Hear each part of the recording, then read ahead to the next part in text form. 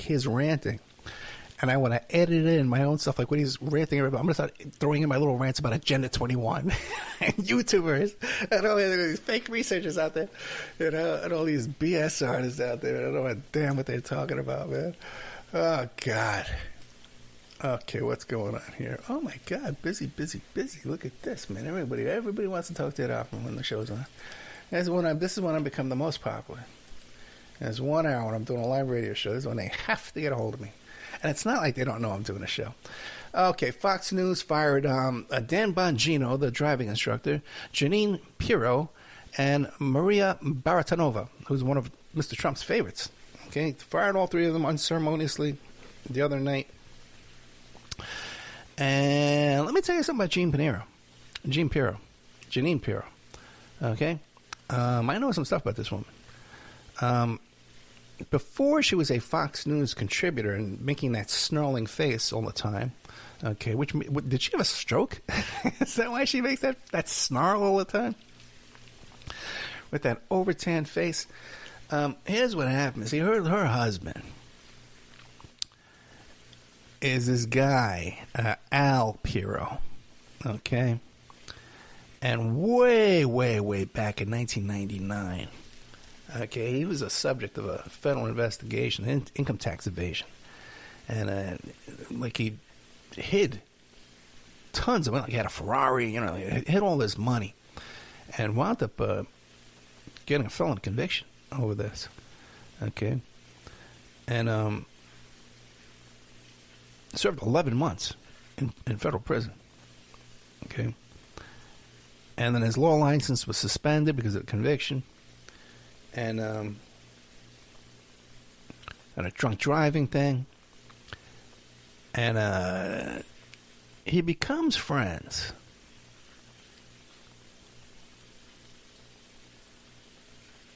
Oh, by the way, too, there was a thing, too, where he was under FBI investigation because he was leaking information, confidential information to mob people from his wife's DA's offices when she was working for the district attorney's office, I think in Westchester. I'm pretty sure it was Westchester. I think got a DUI and all kind of stuff like that. So he was friends with Governor Pataki and Al D'Amato. Okay? And that's how Judge Jean became a judge. Okay? She was appointed by Governor Pataki.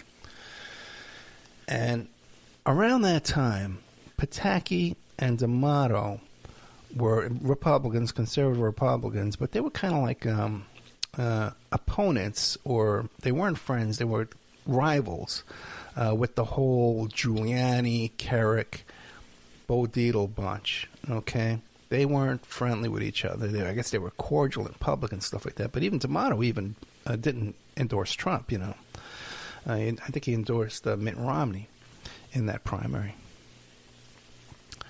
Later on, he went to endorse Trump. So, Al Pirro was involved with D'Amato and Pataki and that bunch.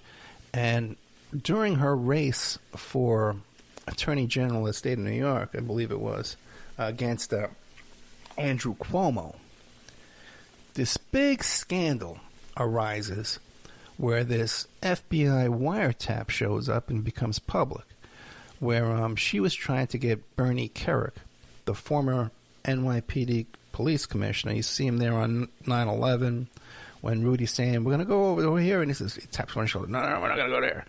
We're going to go this way. He was a former corrections officer, Department of Corrections. And then he became NYPD police commissioner on 9/11. He was going to be appointed to Homeland Security, but then, this big scandal came out, but he was paying his maid off the books and blah, blah, blah, blah, blah.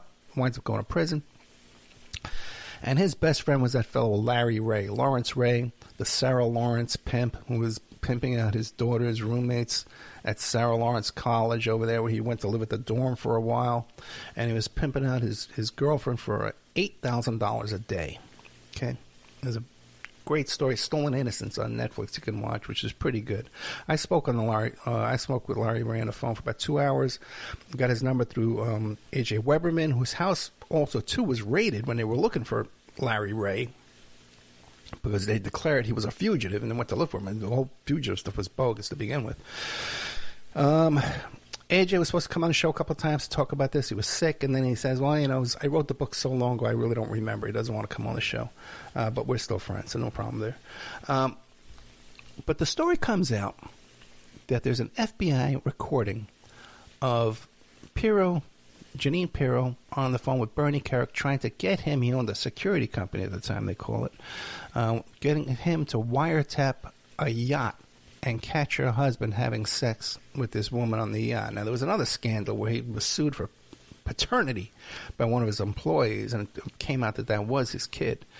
So the guy's all over the place, popping everybody he can. I mean, I guess you're married to Jean Pierre. You have to, right? What are you going to do? Become a monk?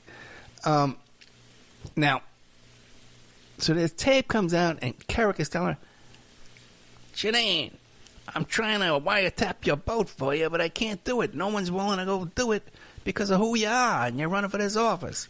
Then he reaches out to Rudy Giuliani. Hey, you got anybody over there to wiretap this boat for me? Okay. Well, these New York jerks. And comes back, empty-handed. He can't do it. But somehow this gets released to the press. And his big, giant scandal hits the news. And she loses to Andrew Cuomo. Okay? So let's take a look at this situation here. Her husband, who gets her this judgeship, is loyal to Pataki and D'Amato. But she goes to wiretap him to his political opponents, Kerik and Giuliani. So she was switching sides there against her own husband. I don't know if she's still married to this guy today or what. All right? And it turns out, the claim by Kerik is, well, the FBI was taping me. They must have released the tape. But it would appear that some kind of deal was made, and they sabotaged her run so that Andrew Cuomo would win. Now, Andrew Cuomo and Chris Cuomo, when they were young men, okay, they used to play basketball with one of the guys who worked for me, who had the biggest mouth in the world. We used to call his nickname was Knucklehead. And later on, he was a member of the Genovese crime family, and I told you about the stories about him, about how we found out in his divorce that he had two entire families. He had a family on Staten Island, and had a family in New Jersey, a wife and kids in New Jersey. She was a stripper, too. And then the wife and family on Staten Island that he had through the people that I met him through. Like, I didn't know about this other family, although I heard about this woman that was in love with him, this stripper, that they fell in love with each other. And he was in one of these big roundups. He did some time for it because he went to a barbecue, and there was a police informant there, and some guy just started a new business, and he was telling him, oh, listen, if you're going to you have private sanitation, you got to use our company, otherwise, because it's all controlled, and it's big rigged, you'll have so many problems if you don't use our guys. So you got to sign up. He was a consultant for the sanitation company. You got to sign up with my company, otherwise there's going to be all kind of problems for you. And informant goes run into the FBI and says, oh, this guy just shook down my friend at a barbecue. But he didn't have a connection to organized crime, so they started this whole other big investigation on him.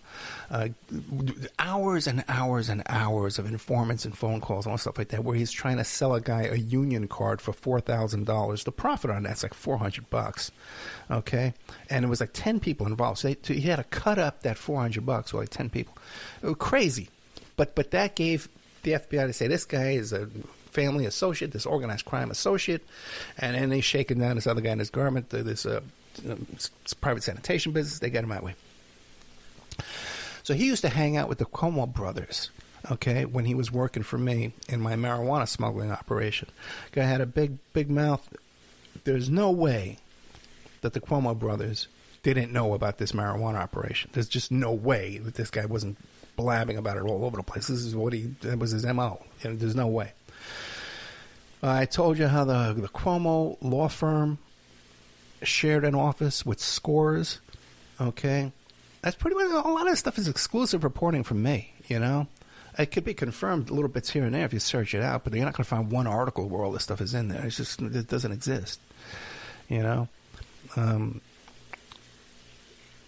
know where else we would get this from. the Cuomo law firm, when you walked in, there was a reception area. If you walked to the right, it was Score's headquarters. If you walked to the left, it was the Cuomo law firm, but they shared the reception desk.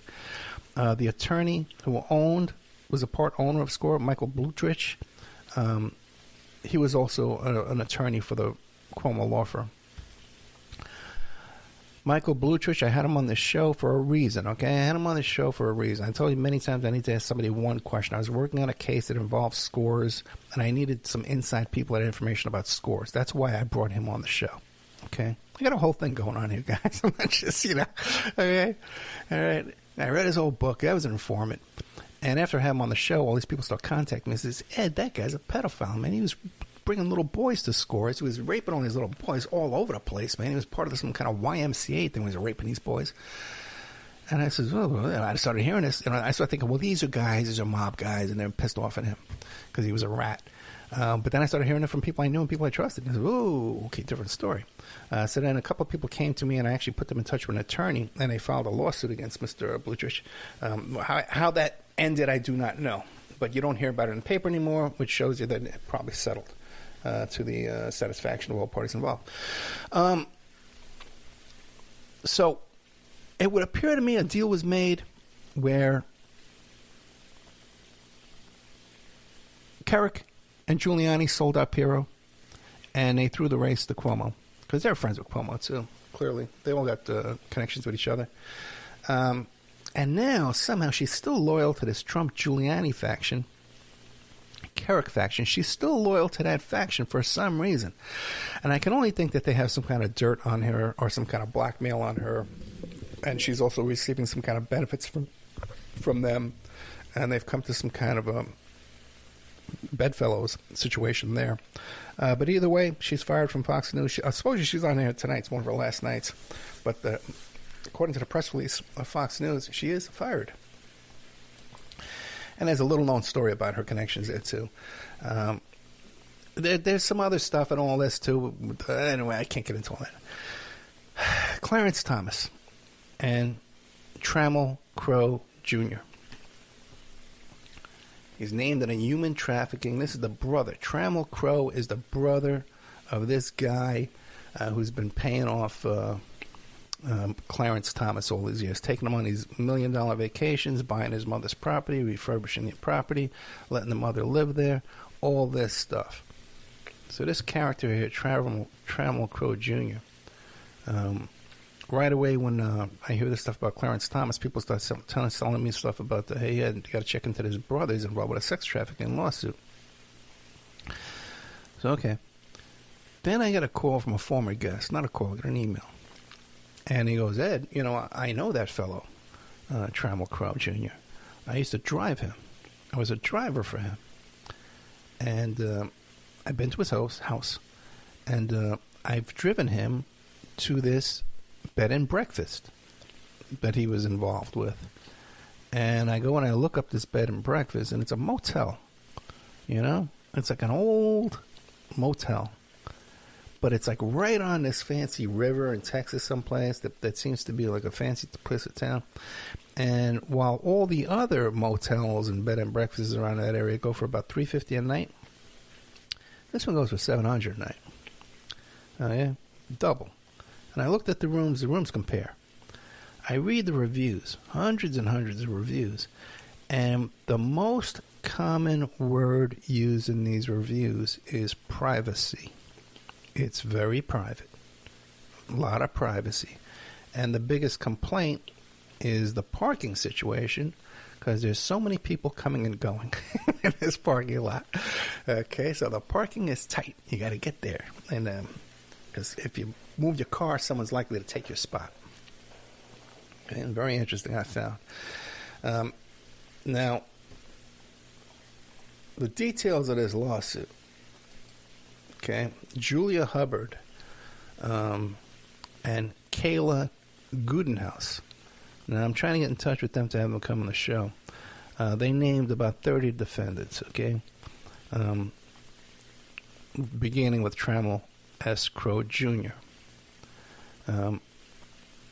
Richard Hubbard's another one, who's Julia Hubbard, related to Julia Hubbard. One of these places is a strip club management company. One of them is